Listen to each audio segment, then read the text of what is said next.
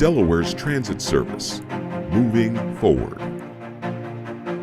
New tonight, captured. After 2 weeks on the run, the manhunt for Danelo Cavalcante has come to an end. Plus, a recent graduate of a Delaware high school whose bare breast was caught on surveillance camera footage has filed a lawsuit claiming two principals created a meme from a screenshot of the incident and shared it. And testimony began this week in the case of a man accused of using a hammer to brutally assault a Delaware jewelry store owner. The latest. Those stories and much more straight ahead tonight on DETV News.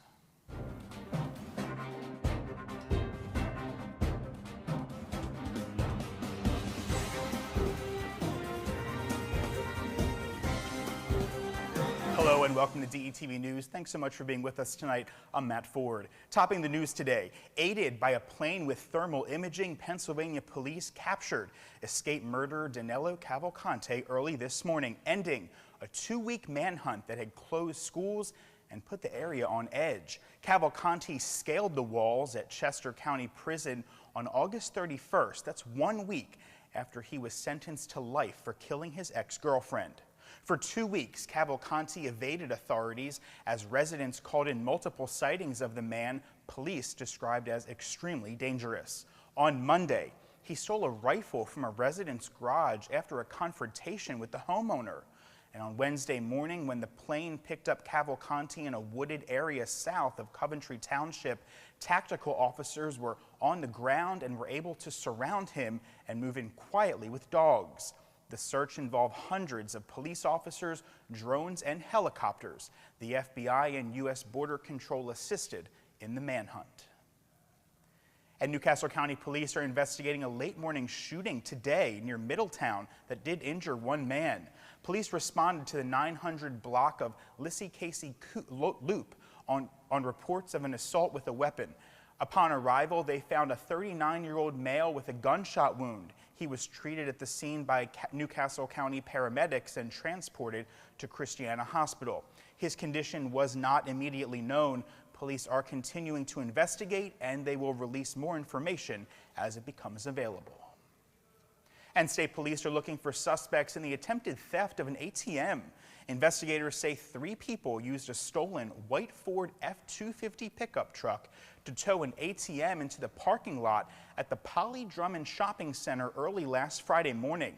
The ATM and the pickup truck were abandoned. Troopers later found a green Ford F-250 pickup truck, which may have been connected to the attempted theft of this ATM. That vehicle was also reported stolen from the same neighborhood, where the other truck was also swiped. Anyone who has information and can help with the investigation or may have surveillance footage that can help, you're asked to contact Troop 2 Criminal Investigations Division at 302-365-8471, or you can contact Delaware Crime Stoppers. People in the area are asked to check their doorbell or property cameras for any suspicious activity between Thursday, September 7th at 10 p.m. to Friday, September 8th at around 5 a.m. In other news, Wilmington police are issuing a warning about a phone scam that involves a caller pretending to be from the police department. Here's what happens. The caller mentions a DNA test as well as a fine. The person who receives the call is sometimes told to pay a fine using a payment card or a gift card. Police said this is actually fraud, and the police would never demand payment or solicit money over the phone. Anyone who receives a call like this one is asked to contact police at 302-654-5151. You may also call this number to actually verify the authenticity of any call that claims to be from a police department. Moving on to news now on a lawsuit alleging racial discrimination within the Wilmington Police Department. A federal judge has dismissed a lawsuit filed by former Wilmington police officer Frey Coleman. Coleman accused the department of racial discrimination and improperly collecting data from seized cell phones. Coleman left the department in January during an investigation into statements she made about a 2007 murder. Detectives questioned her last September in a cold case. After accusing her of withholding information, they seized her cell phone with a warrant. Coleman claimed the department downloads full contents of seized cell phones for what are called phishing expeditions. She alleged the warrant for her phone was racially motivated. However, the judge ruled federal law does not allow her racial discrimination claim against a public entity over an employment contract. He also found no issues with the warrant were used to take her phone. The judge gave Coleman until the end of this month to amend her complaint with facts that support claims against individuals. To Sussex County now, where 3 people were rescued yesterday afternoon from a Laurel home that was set ablaze due to an accidental fire on the kitchen stove during cooking. The blaze was reportedly shortly after 3:30 p.m. on the 100 block of West 2nd Street. The 3-story house seen here was engulfed in flames when firefighters arrived and entered the burning building to pull out 3 women who were still inside the home. A 76-year-old woman was transported to the hospital with burns and smoke inhalation. She was later flown by helicopter to Crozer-Chester Medical Center up in Pennsylvania. A 71-year-old resident suffered serious smoke inhalation, and a 68-year-old female was being treated for burns as well as smoke inhalation. Now, as of this afternoon, 2 women remained hospitalized in serious condition. The state fire marshal's office estimated the house sustained $175,000 in damages. Claiming she has suffered through depression and not wanting to leave her home, a 2023 graduate of Sussex Central High School whose bare breast was exposed on surveillance tape has filed a lawsuit claiming that 2 school principals created a meme of the incident and shared it with school staff. When 18-year-old Anaya Harmon was pulled away from a verbal fight at school, her clothing was also pulled away, thus revealing her breast. The lawsuit complaint claims that Principal Bradley Layfield and Assistant Principal Matthew Jones used a screenshot of the tape to create a meme showing Harmon's breast with the head of Janet Jackson, who you may recall whose breast was famously exposed during a Super Bowl halftime performance. In a statement issued through his attorney, Thomas Newberger, Layfield has denied any hand in the creation or distribution of the meme. We're told that the video was shown to staff for student safety reasons and was recorded from a distance. Newberger told DETV the disrobing was not even noticeable. A spokesman for the Indian River School District said the district does not comment on pending litigation. The case has been under investigation by the Delaware State Police and no charges have yet been filed. And testimony began this week in a case against a 39-year-old man accused of using a hammer to brutally assault a Wilmington jewelry store owner in a robbery captured on videotape in 2022. Calvin Ushery is charged with 6 felony counts of robbery, assault, and other crimes tied to the incident at Solid Gold Jewelers on 9th Street here in downtown Wilmington.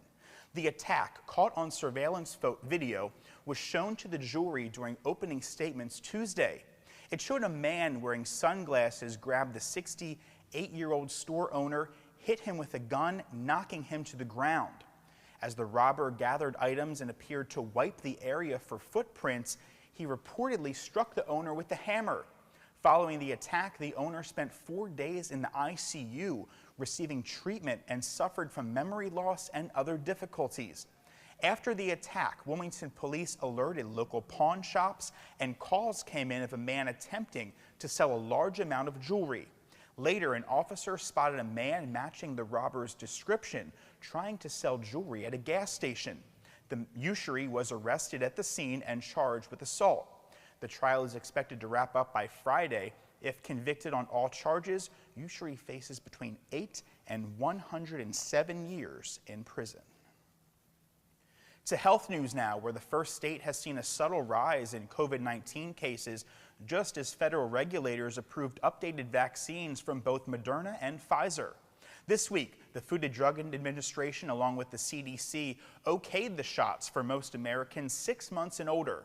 The vaccination rates among children in the country have been low so far, just over 4% of kids 5 through 11 and 8.6% of those ages 12 to 17. The state reported 42 current COVID-19 hospitalizations as of Tuesday. While the current numbers are lower than winter peaks, they're actually up from a summer low of 11 in June. Officials hope the updated shots prevent a spike like last winter when COVID-19, the flu, and RSV stressed hospitals all around the country. The new COVID-19 vaccines target the latest variants. Federal officials say the shots should be free for most people through private insurance, Medicare, or Medicaid. A biogas plant down in Seaford, opposed by environmental groups, has gotten the go-ahead from the state. Maryland-based bioenergy DevCo now has needed permits to build an anaerobic digestive system that uses bacteria to turn waste from poultry processing plants into gas.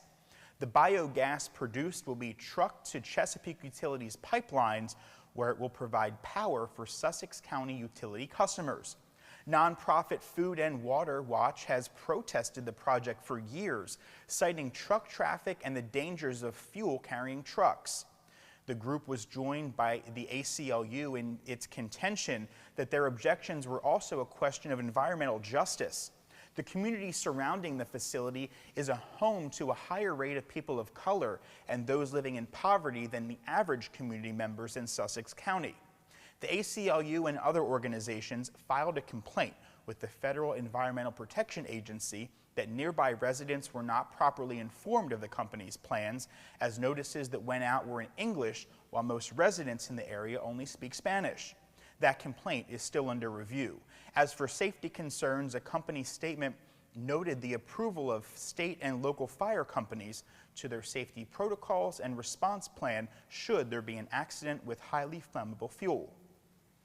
Others support the project because it will reduce the amount of waste polluting the watershed by 250,000 tons annually. And the Delaware Office of Highway Safety has announced a series of public forums across Delaware to work with residents to decrease road fatalities in our state. The office says 3 forums will be held, one in each of Delaware's 3 counties in the coming weeks. The events include discussions on planning safety initiatives, reducing crashes, and preventing deaths on the roads.